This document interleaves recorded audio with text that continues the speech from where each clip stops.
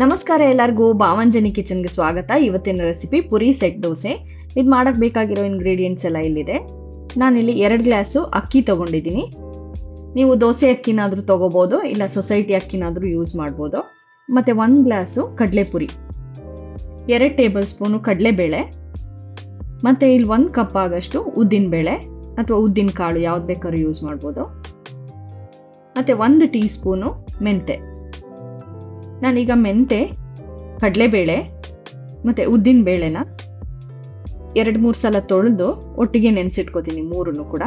ಅಕ್ಕಿ ಮತ್ತು ಪುರಿನ ಸಪ್ರೇಟಾಗಿ ತೊಳೆದು ಸಪ್ರೇಟಾಗಿ ನೆನೆಸಿಟ್ಕೋತೀನಿ. ಒಂದು 4 to 5 ಅವರ್ಸು ನೆನೆಸಿಡಬೇಕು. ಆಮೇಲೆ ರುಬ್ಕೋಬೇಕು ಅದನ್ನು.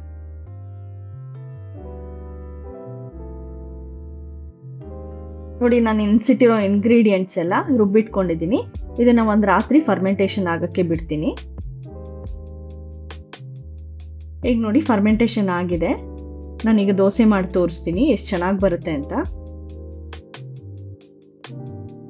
ನಾವು ಹೋಟ್ಲಲ್ಲಿ ತಿನ್ನೋ ಸೆಟ್ ದೋಸೆ ಅಷ್ಟೇ ರುಚಿಯಾಗಿರುತ್ತೆ ಮತ್ತು ಅಷ್ಟೇ ಸಾಫ್ಟಾಗಿ ಕೂಡ ಇರುತ್ತೆ. ನಾನಿಲ್ಲಿ ಯಾವುದೇ ರೀತಿ ಬೇಕಿಂಗ್ ಸೋಡಾ ಆಗಲಿ ಬೇಕಿಂಗ್ ಪೌಡರ್ ಆಗಲಿ ಏನೂ ಯೂಸ್ ಮಾಡಿಲ್ಲ.